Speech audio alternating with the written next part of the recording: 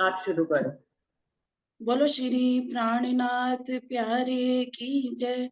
बोलो श्री सतगुरु महाराज की जय। कया उतरते हक ने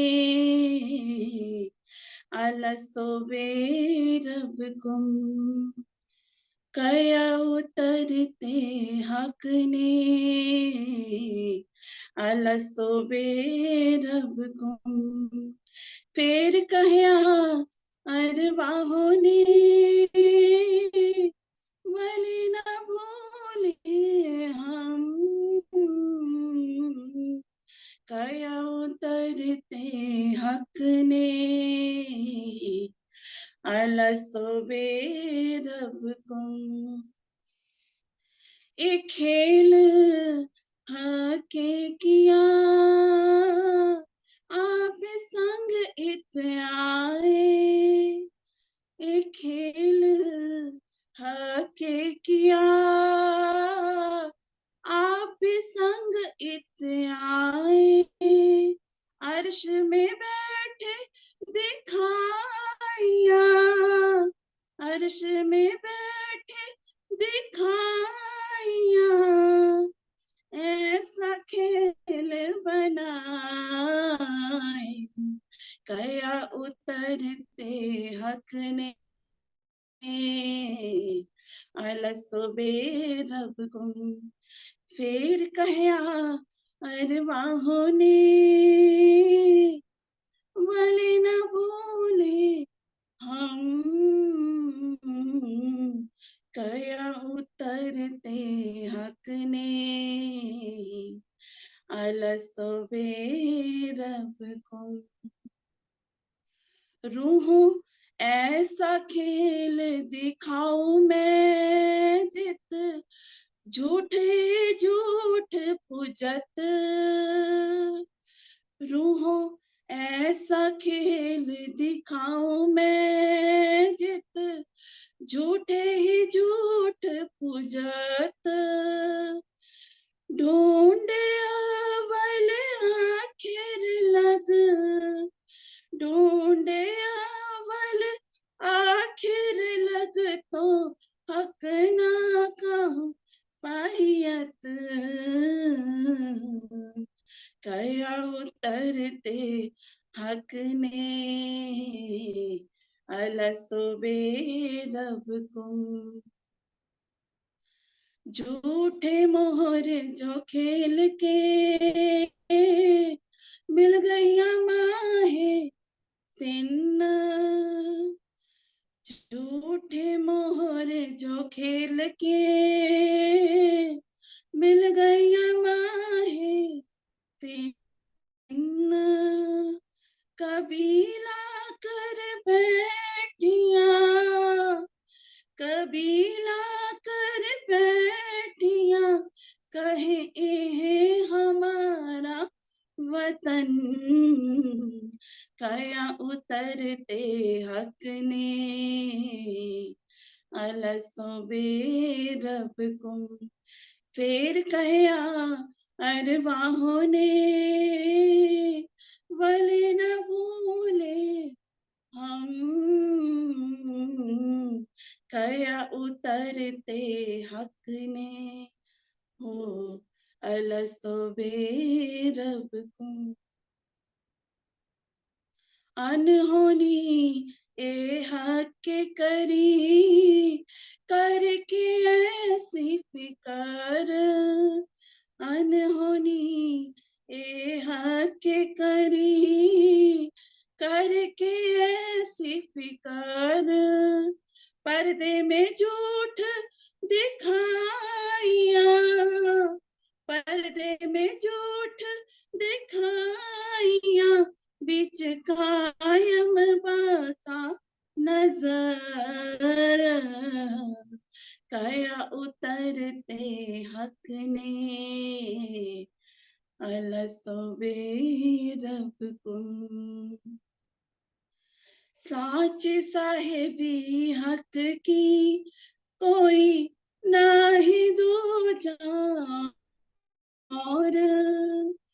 साच साहेबी हक की कोई नाही दो चार, झूठ नकल देखे बिना, झूठ नकल देखे बिना, पावे नाश ठौर।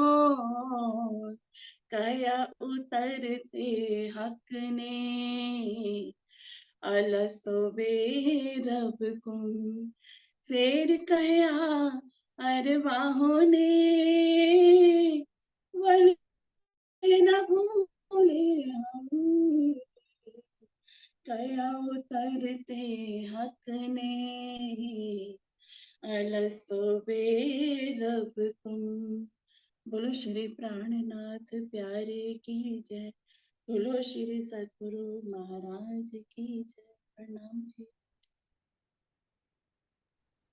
प्रणाम जी, धन्यवाद शर्मा जी।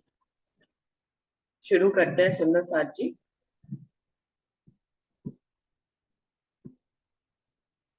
सभी सुंदर साथ जी को प्रेम प्रणाम जी।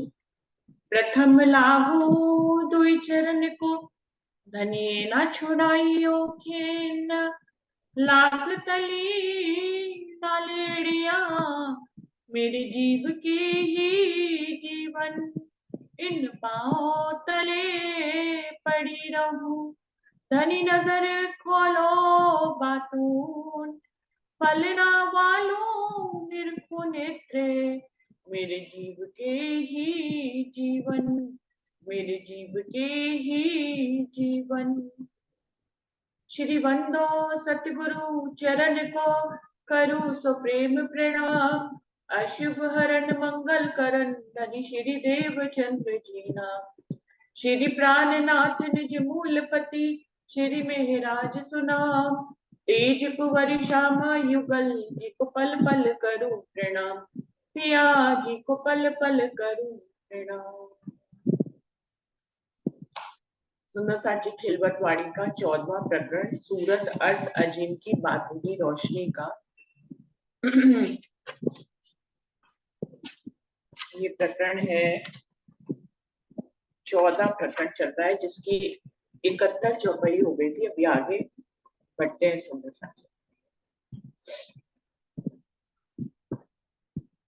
सहूर दिया साहिब ने फरमान भेजा हाथ रसूल, पावे ना हकीकत मुसाफी एक खोलिए किन सूल।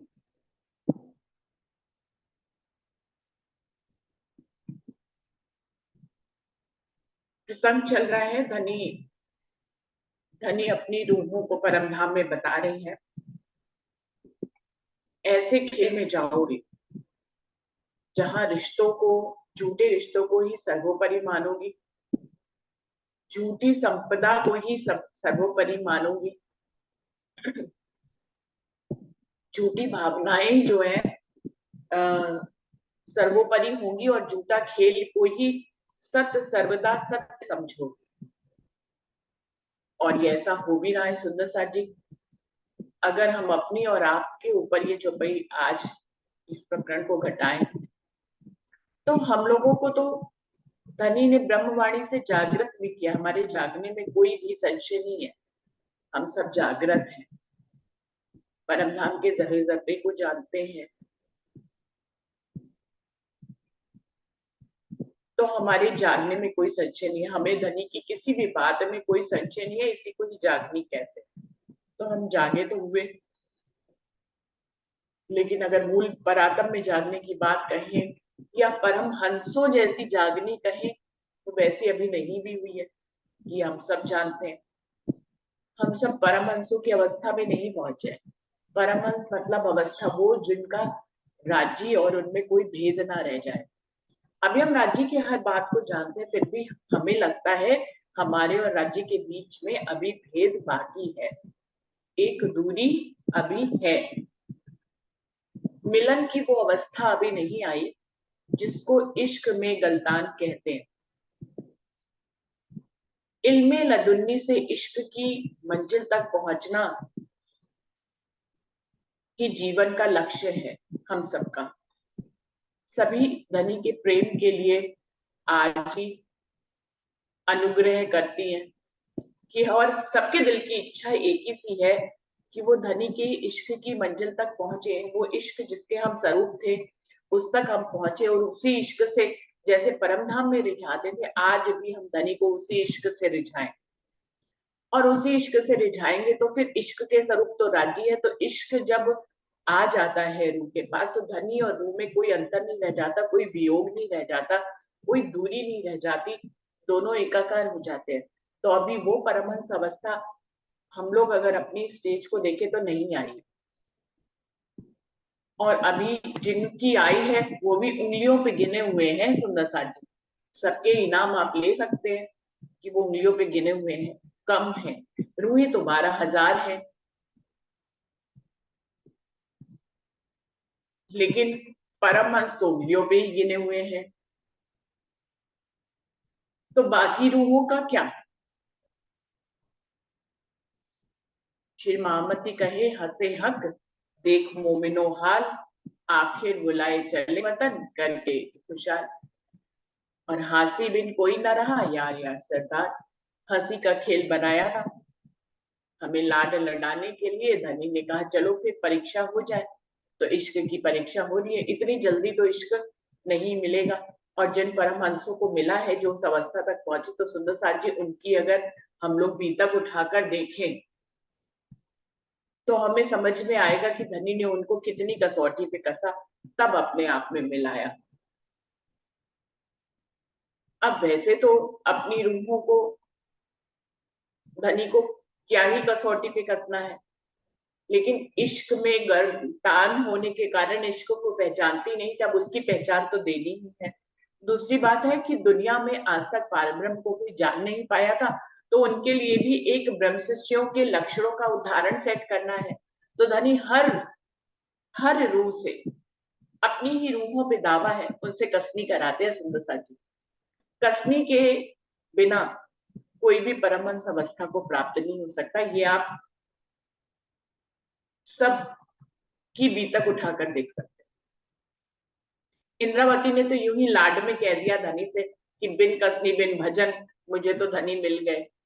उन्होंने तो ये इतने लाड में इसलिए कहा, सुंदर साथ जी कहने का भाव ये था कि जो जब वो धनी में एकाकार हो गई, वो कह रही है कि बिन इतनी भी, जितनी भी थोड़ी से भी रुलाया, थोड़ा सा भी जो हमने कसनी करी, वियोग किया, ये भी धनी से मिलने के लिए बहुत कम है। इसके भी उत्तर में, इतना करवाने के उत्तर में भी धनी मिलते हैं तो कोई बात, इतनी हंसी कराने पे भी धनी अगर मिलते हैं तो हम फायदे में ही हैं। तो हंसी तो सबकी उड़ी, धनी देवचंद जी हो, इंद्रावती हो, कोई भी हो, सबकी हंसी उड़ी। सुंदर साथ जी हंसी उड़ाकर भी धनी मिले तो भी बल्ले बल्ले। तो सबसे बड़ी बात है कि धनी का मिलना जरूरी है। अगर हम अपनी बात कहें तो हम लोग अभी उस अवस्था पे नहीं पहुंचे सुंदर साथ जी कि हम रिश्तों को जो है झूठा जानते हुए भी, ज्ञान से जानते हुए भी उनको झूठ की तरह उनसे बिहेवियर करे, नहीं कर सकते सुंदर साथ जी, हम लोग नहीं करते हैं। तो दिल से सब कुछ छूटना तो चाहिए ही। माना कि रहनी को करते हुए भी देखे तो हमें दिल नहीं दुखाने हैं, किसी के रिश्ते नातों को छोड़ नहीं देना है, लेकिन दिल से उनसे जुदाईगी रखनी है। अगर उस स्तर पे कोई सुंदर साथ वहां पहुंचा हुआ है तो वो छुपे हुए परमहंस है, और हर कोई उस अवस्था तक नहीं पहुंचा, मुझे ऐसा लगता है। तो ये भी कसनी धनी ही कराते हैं। जिसको झूठ लगवानी होती है, ये माया उसको झूठ ही दिखती है, और जिसको नहीं दिखानी होती झूठ, उसको सच ही दिखती है। तो ऐसे हम लोगों की कसौटी चल रही है, सुंदर साथ से परीक्षा चल रही है। और परमहंस तो पास हो गए, हम सब बार बार फेल हो रहे हैं, और पास भी धनी ने ही कराना है, ये तो हम सबको मालूम है। तो उसी प्रसंग की बात कर रहे हैं धनी कि ऐसे खेल में जाओगे जहां सब कुछ झूठ होगा, ऐसी दुनिया में चले जाओगे जहां कोई नाम को भी नहीं जानता होगा, तो तुम इशारा भी लोगे तो किससे लोगे? तो तुम्हारी मदद के लिए मैं धर्म ग्रंथों में सब कुछ अपने जबराइल के माध्यम से सब कुछ इशारों के रूप में भेजूंगा, और तुम ही उसको खोल भी पाओगे। सहूर दिया साहिब ने फरमान भेजा हाथ रसूल, पावे ना हकीकत मुसाफ की एक खोलिए किन सूल। वो कह रहे हैं धनी ने फरमान भेजा रसूल साहब के हाथ कुरान में, लेकिन कुरान की हकीकत को कोई भी प्राप्त नहीं कर पाएगा। उसको किस ढंग से खोलना है, उसके दरवाजे कैसे खोलने हैं, उसमें छुपे भेदों को कैसे खोलना है, ये दुनिया का तो कोई व्यक्ति बिल्कुल भी नहीं जान पाएगा। हक की सूरत के ऊपर दावा दिया है। धनी ने अपनी 3 सूरतों को ही सारे कार्य दिए हैं और अपनी रूहों को दिया है। देखा जाए तो सच्चिदानंद स्वरूप को ही ये काम मिले हैं। सत मतलब अक्षर ब्रह्म को ये काम मिले हैं। स्वयं राज्य तो अबे सर्व से दोनों के साथ ही आए, चाहे अक्षर ब्रह्म आए चाहे श्यामा जी आए। उन्होंने अपने दाएं हाथ अक्षर ब्रह्म को काम दिया और बाएं हाथ जो है वो श्यामा महारानी को काम दिया और आगे उनके अंग रूहों को काम दिया। और अपने चितगन स्वरूप से जो स्वयं चित स्वरूप राज्य हैं वो आवेश स्वरूप से दोनों के ही साथ आए, सबके साथ आए, सबके दिल को अर्श किया है उन्होंने। अक्षर ब्रह्म के साथ भी आए ब्रज में, रास में, और मोहम्मद साहब के समय अक्षर की आत्म आई, उसके साथ भी धनी आए। श्यामा महारानी धनी देवचंद जी और इंद्रावती के रूप में उनके साथ भी राज्य आए। आज 6ठा दिन हम मोमिनों का चल रहा है, हमारे दिल को भी अर्श किया हुआ है। हमें पता ना हो, ज्ञान से पता हो, महसूस नहीं होता हो, तो एक दिन जब दिल अर्श किया है तो कभी ना कभी तो झटका लगेगा सुंदरता की। और ऐसा झटका लगता है, हम जीवन में कभी ना कभी ऐसे पल और ऐसे क्षण आते हैं, आपको पता लगता है कि हमारा दिल अर्श है, धनी हमारे साथ ही है कहीं दूर में। लेकिन माया इतनी बलशाली है कि ये पल ज्यादा देर टिकता नहीं है, फिर से जो है फरामोशी छा जाती है और हमें धनी दूर दूर से लगने लगते हैं। हम माया के कार्यों में फंस जाते हैं, धनी से जुदाई हो जाती है। उस पल कनेक्टेड रहना चाहे तो नहीं रह पाते। अभी शहूर भी हुआ था दूसरी मीटिंग में पिछले 2 दिन कि हर पल हर घड़ी कैसे धनी से कनेक्टेड रहा जाए। हम सुख में तो कनेक्टेड हुए, लेकिन दुख में भी कैसे कनेक्टेड हुए, दुख की परिस्थिति को भी धनी के साथ कैसे जुड़े।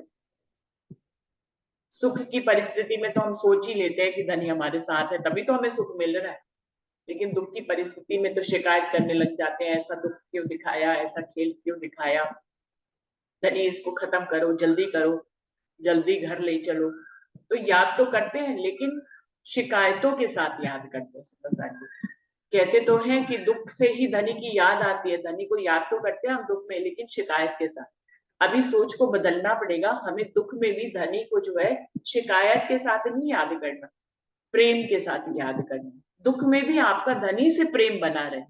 दुख तो दुनिया का है, तो दुनिया से दुख मिल रहा है तो दुनिया की तरफ तो दुख ही महसूस होगा, लेकिन धनी के साथ उसको शिकायत के साथ नहीं जोड़ना है, उसको प्रेम के साथ जोड़ना है।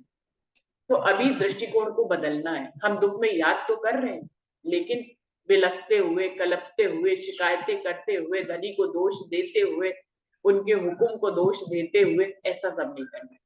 और जो अर्जियां भी करनी है दुख के कारण करनी है। अब दुख बहुत है, ले चलो धनी, अब बहुत हो चुका, अब बहुत कल पा लिया, बहुत विरह देख लिया, अब धनी घर ले चलो जहाँ कोई जुदाई की ना हो। रास में भी यही गलती करी थी, कहा कि ऐसे घर ले चलो जहाँ कहीं जुदाई की ना हो, यहाँ तो तुम हमसे जुदाई हो गए थे और हम जरा जरा ढूंढते रहे, आप हमें मिले ना। अब हम भी ऐसी शिकायत हमारे मन में उठ जाए कि हम तो जरा जरा ढूंढ रहे हैं तुम्हें, तुम हमें मिलते ही बैठे, तो वो तुम दिलर्श में हो, हमें पता क्यों नहीं लगता। तो अभी धनी के साथ उनकी रूहें हैं, धनी प्रेम के अलावा कुछ देते नहीं, हमें मालूम है, तो हम भी प्रेम के अलावा क्यों ही कुछ साथ में जोड़े, चाहे शिकवे हो शिकायतें हो, क्यों ही जोड़े, प्रेम से ही रहे। हमें तो पता ही है दुख दिया ही क्यों जा रहा है, प्रेम को ही तो अपनाने के लिए दिया जा रहा है, तो फिर धनी के लाड के कारण ही तो दिया जा रहा है। जिसको खास समझा उन्हीं को ही दुख दिया, अपनी रूहों को ही दिया, किसी और को थोड़ी ना दिया। तो यहाँ पे धनी के प्रेम को समझें कि हमें जो दुख दिया जा रहा है, जो परिस्थिति, और दुखिया ये संसार है तो इसमें कौन सुखी है सुंदर साची, सभी दुखी हैं, किसी न किसी ढंग का दुख सबको लगा हुआ है। तो दुख भी हमें दिया जा रहा है, तो धनी से शिकवे शिकायत क्या करना, इसमें उनकी घनिष्ठता को देखना, उनके प्रेम को देखना कि मेरे अलावा देंगे भी तो किसको देंगे, कसनी पे कसोटेंगे भी तो किसको कसेंगे हमारे अलावा, अपने अंगों के अलावा। धनी का दावा ही किस पे है सबसे ज्यादा, अपनों पे ही तो दावा है। इसलिए उनको हम बिना झिझक के कुछ भी कह लेते, जिनसे हमारा बहुत घनिष्ठ संबंध होता है उनको हम बिना झिझक कुछ भी कह देते। तो ऐसे ही धनी ने भी हमें अपना लिया।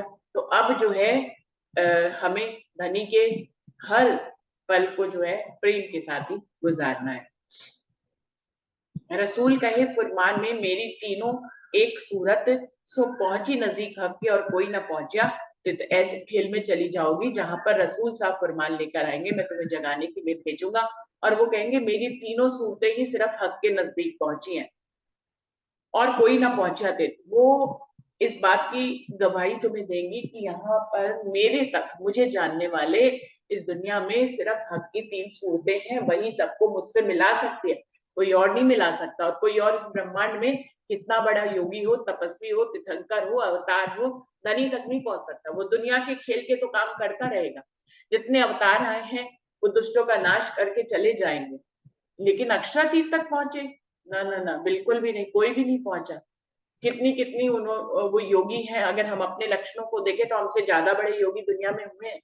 गौतम बुद्ध को देख लीजिए, महावीर को देख लीजिए, मतलब उन्होंने राज्य पाट छोड़ दिया, रिश्ते छोड़ दिए और परमात्मा को पहचान जानने के लिए उनकी खोज में लग पड़े, भूखे रहे बरसों बरसों तक, और एक सब वस्त्र छोड़ दिए, वो पैसे छोड़ दिए, रिश्ते छोड़ दिए, राज्य छोड़ दिया, और इतनी फकीरी में रहे, तब परमात्मा तब भी ना मिला, और जो मिला उन्होंने उसी को ही सर्वोपरि समझ लिया।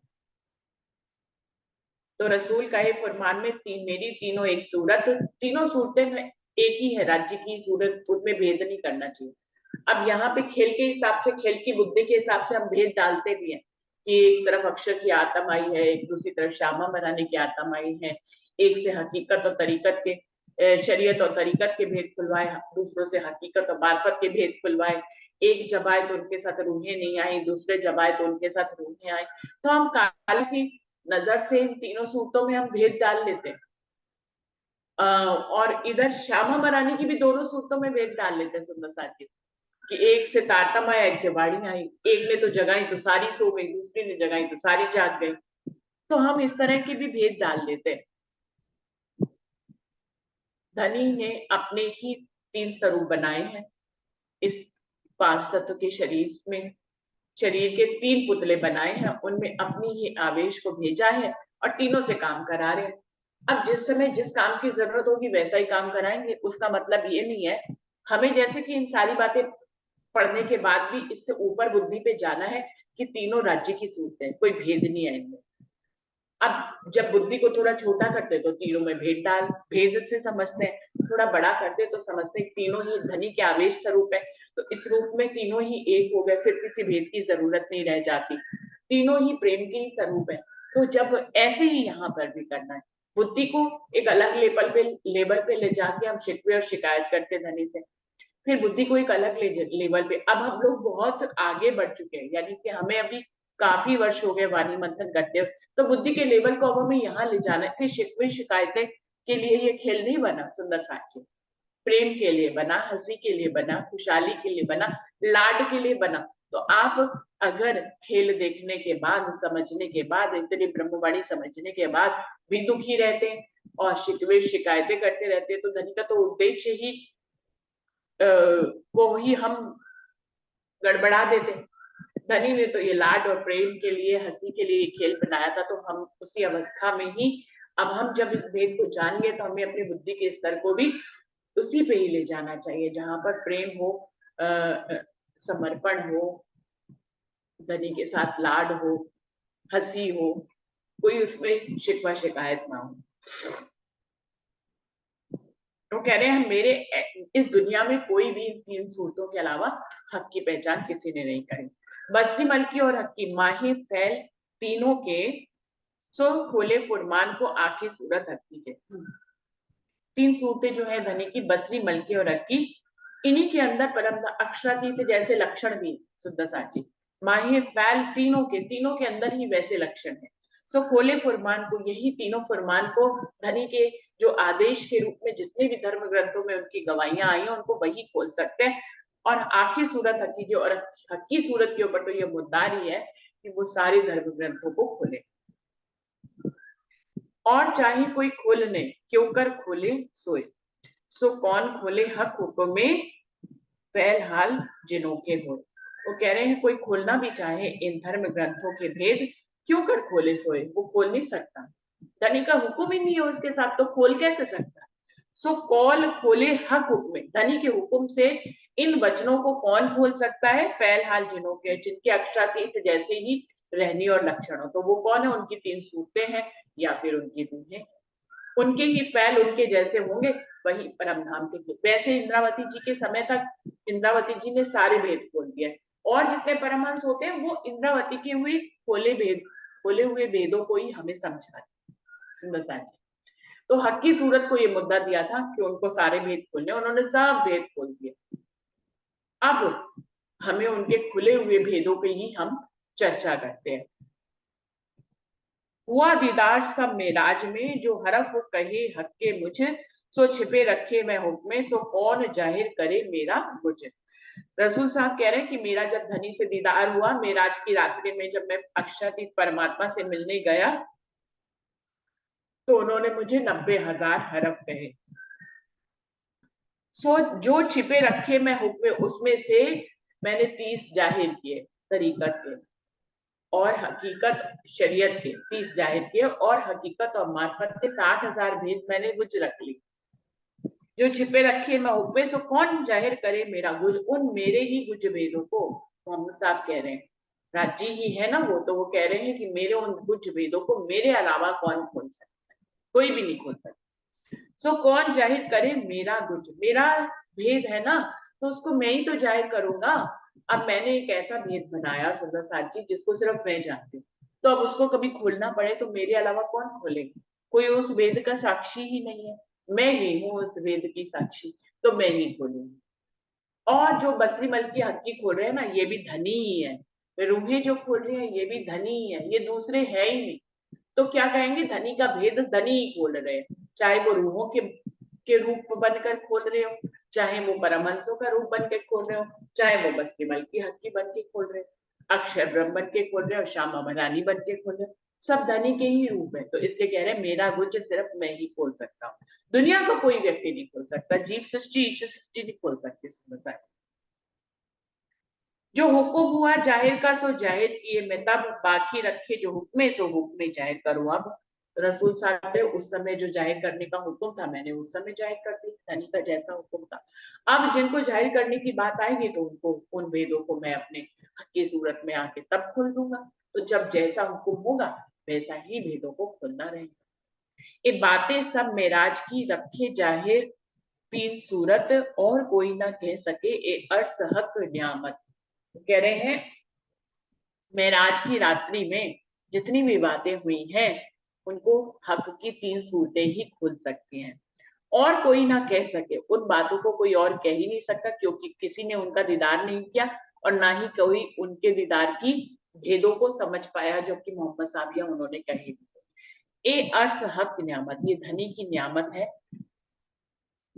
जो धनी की तीन सूरतों को ही मिली है उनको ही हुक्म हुआ है, हर कोई नहीं खोल सकता। और तीनों सूरत रूठे फरिश्ते उम्मत, सो आखिरी दिनों में गुजरी मुसाफ में सोई हकीकत। वो कह रहे हैं कुरान में क्या क्या लिखा हुआ है, तीनों सूरतों का बयान है, परम धाम की रूहें जिनको उम्मत कहा गया उनके निशान है, और ईश्वर सृष्टि फरिश्तों के भी निशान। सो आखिरी दिनों में गुजरी मुसाफ में सोई हकीकत, इनके बीच में जो कुछ भी गुजरा है उन सबकी हकीकत कुरान।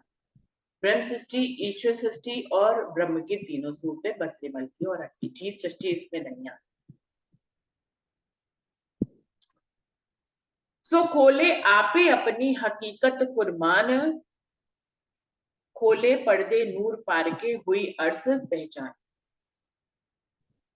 सो फुरमान की हकीकत को स्वयं राज्य ही खोल रहे हैं, खोले पर्दे नूर पार के, इनको खोल कर आप उन्होंने अक्षर ब्रह्म से आगे तक के पर्दे खोल दिए हैं, हुई अर्थ पहचान। आज दुनिया में परम धाम की पहचान फैल गई।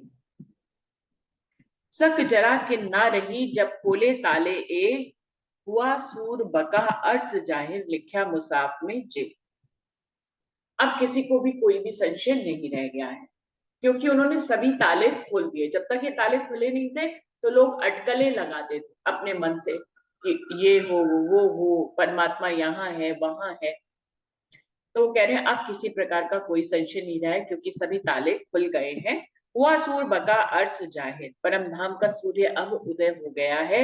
लिखा मुसाफ में, मुसाफ में पहले से ही लिखा था कि जब आपकी सूरत आएंगे तभी मार्फत का सूर्य उदय होगा। तो संसार जी वो मार्फत का सूर्य तो उदय हो गया। जैसे मैंने पहले कहा, इंद्रावती जी ने सारे भेद खोल दिए, हक की सूरत ने सारे भेद खोल दिए। अब जो परमहंस भेद बताते हैं हमें, वो उनके खुले हुए भेद ही बताते हैं, उनको ही डिस्क्राइब करते हैं। ए इलम आए पीछे नींद आवत क्यों कर, जब सक जरा ना रही रूहों क्यों ना आवे याद कर। वो कह रहे हैं ये ऐसा तारतम्य इतना बलशाली इलम है कि इसके आने पर नींद नहीं रह सकती। सुनने ए इलम आए पीछे नींद आवत क्यों कर, किसी को भी नींद नहीं आ सकती, वो जागा ही रहेगा। जिसने इस इलम को आत्मसात कर लिया वो जागने उसकी होगी। सुनने जब सक जरा ना रही, इस इलम को लेकर यदि किसी के अंदर बिल्कुल भी रत्ती भर भी संशय, एक दिन के जितना भी संशय नहीं रहता है, रूह क्यों ना आवे याद घर। तो सोचने वाली बात है कि ऐसी अवस्था पे आने पे जहां रत्ती भर भी संशय नहीं है, अभी क्या अपेक्षा कर सकते कि उनको कि अभी भी परमधाम और धनी याद क्यों नहीं आ रहे। किसी भी बात में हम लोगों को कोई संशय नहीं है, हमारी स्थिति की चौपाई है सब। ए इलम आए पीछे नींदावत क्यों कर, ये जब इलम को जो आत्मसात कर लेते हैं उनको नींद नहीं आ सकती। तो हम लोग जागे तो है ही, हमें नींद कहाँ है सुंदर साथी।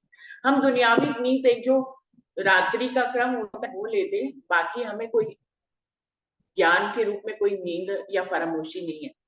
हम लोग ज्ञान के रूप में इतना मंथन करते हैं, हमें परमधाम के जर्रे जर्रे और धनी के जर्रे जर्रे स्वरूप श्रृंगार के बारे में मालूम है, हम उसका चिंतन भी करते हैं सुंदर साथी। तो वो कह रहे हैं इलम आए पीछे नींद दावत के होगा, जिसने इस इलम को आत्मसात कर दिया वो सोया नहीं रह सकता। जब शक जरा ना रही, और हमें जैसे कि हमारी बात, हमें किसी भी बात में कोई भी संशय नहीं है, रूहों क्यों ना आवे याद घर, लेकिन फिर भी हमें अपने और धनी के बीच में एक जुदाई लगती है। तो यही बात कह रहे हैं कि इतनी अवस्था प्राप्त करने के बाद भी रूहों क्यों ना आवे याद घर, उनको अखंड परम धाम याद क्यों नहीं आता है।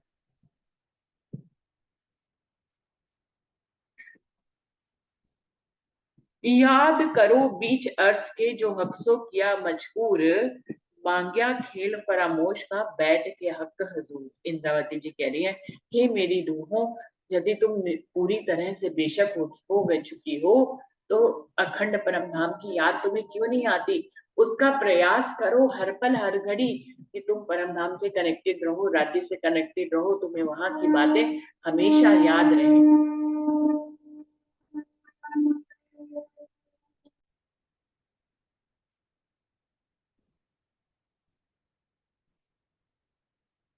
तो तुम कनेक्टिविटी बनाए रखो, जो हम लोगों ने पहले भी डिस्कस किया कि रूह क्यों ना आवे यादगार, उस याद को अपने अंदर कायम रखो। याद भी क्या रखना है, उसको सचित्र सजीव बनाओ अपने दिल में। तो वो कह रही है याद करो बीचस के जो हफ्सों किया मजकूर, तुम याद करते रहो जो धनी से तुमने मजकूर किया, जो इश्क रबद किया। मांगया खेल फरामोश का, तुमने खुद ही ऐसा खेल मांग लिया कि धनी को फरामोशी के बिना तो वो खेल दिखाई नहीं सकते थे। तो फरामोशी का खेल हमने मांग लिया, बैठ के हक हजूर, धनी के ही हजूर में बैठे हैं हम, लेकिन हमने फरामोशी का खेल मांग लिया, तो आज हम फरामोश हो गए हैं। तुम बका सुख छोड़ के खेल मांगिया हासी का, सो देखो हकीकत अपनी हक के भेजी फुरमान मुंह। वो कह रहे तुम बका सुख छोड़ के खेल मांगिया हासी को। हम लोग कितने नादान थे, बेनियाज थे रुए बीच बका 12,000, धनी ने जैसे घुमाया वही घूम गए हम। हमने अखंड परम धाम के सुखों को को छोड़ दिया और फरामोशी का दुख मांग लिया, फरामोशी और हंसी का खेल मांग लिया। हम कितने बड़े बेवकूफ थे, धनी ने हमें घुमा दिया हंसी करने के लिए, यही तो हंसी हो गई। इतने समझदार थे, धनी ने घुमाया और हम घूम गए। अब हमारी हंसी उड़ रही है, क्यों? क्योंकि धनी ने घुमाया और हम घूम गए। तुम बकासुर को छोड़ के, हमने क्या किया, अकड़ परम नाम के सुखों को छोड़कर खेल मांग गया, हंसी का खेल मांग लिया हमने। सो देखो हकीकत अब अपनी हकीकत को याद करो। सुंदर साथ जी, इंद्रावती जी कह रही है, हक के भेजी फरमान में, उन्होंने सारी हकीकत फरमान में भेजी है, इस वाणी में भी भेजी है, इश्क का पूरा प्रसंग भेजा है। देखो कैसे इश्क पे इतरा के हमने परम धाम के सुखों को घमंड किया नहीं कि परम धाम के सुख फरामोशी में बदल गए। तो बुजुर्गी नहीं करनी चाहिए, साहिबी नहीं लेनी चाहिए। इश्क मेरा बड़ा, इश्क मेरा बड़ा, आशिक हम बड़े, आशिक हम बड़े, बस कह कह के अखंड परम धाम के सुखों को छोड़ दिया और फरामोशी में आ गए, हंसी वाले खेल में आ गए। अब हंसी हो रही, अब हंसी का किस बात का दुख होता साजी? जब हंसी के ही खेल में आए हैं तो हंसी का किस बात का दुख? तो ये सारी हकीकत फरमान में है। इंद्रावती जी कह रही है, जाके समझो पढ़ो। खेल दिखाया तुमको वास्ते तफावत, इत याद देत सुख पावने, हक बका निस्बत। इश्क की पहचान करने के लिए, इश्क का, धनी और अपने इश्क में अंतर करने के लिए धनी ने तुम्हें ये खेल दिखाया है। तुम जिस तुम इश्क के स्वरूप हो, तुम इश्क से हम धनी को रिझाते हैं, लेकिन ये इश्क देने वाले तो धनी ही है। हमें ये बात परम धाम में नहीं मालूम। खेल दिखाया तुमको वास्ते तफावत, अंतर करने के लिए तुमको ये खेल दिखाया गया है। धनी के इश्क और अपने इश्क में अंतर करने के लिए ये खेल तुम्हें दिखाया गया है। इत याद देत सुख पावनी, और यहाँ पर जो धनी तुम्हें याद है ना परमधाम की, वो भी इसलिए कि तुम अखंड परमधाम के सुखों को ले पाओ, यहाँ उसकी लज्जत को ले पाओ। तो कह रहे इत याद देत सुख पावने, सुख लेने के लिए, सुख की लज्जत लेने के लिए ही हमें धनी याद दिलाते हैं। हक बका निस्बत, और हमारी उनके साथ निस्बत भी है, इसलिए भी हमें याद दिलाते। दोनों बातें, दो बातों को कह रहे हैं कि वो हमें याद क्यों दिला रहे हैं, क्योंकि उनकी हमारे साथ निस्बत है। संबंध ही ऐसा है, हमें नहीं याद दिलाएंगे तो किसको याद दिलाएंगे? हम उन्हीं के ही अंग। मेरा एक अंग सो जाए तो हमारी कितनी दिक्कत होती है, हमारा पैर सो जाए तो कितनी दिक्कत होती है, हमारा हाथ सो जाए कितनी दिक्कत होती है, हमारी आंख फटफड़ाने लगे, वो सिस्टमैटिक ढंग से चलना भूल जाए और फटफड़ाने लग जाए, हमें कितनी दिक्कत होती है। ऐसे ही संबंध को समझना चाहिए। जैसे हमारा हमारे अंगों के साथ रिश्ता है ना, एक भी अंग सो जाए तो हमें परेशानी होती है, हम उसको जगाने का प्रयास करते हैं। बिल्कुल ऐसे ही हम धनी के अंग हैं, हम सोए हुए हैं, धनी की कितनी परेशानी है, इसलिए हमें जगा रहे। और धनी से हमारी निस्बत भी है। इन झूठी जिम्मी में बिठाए के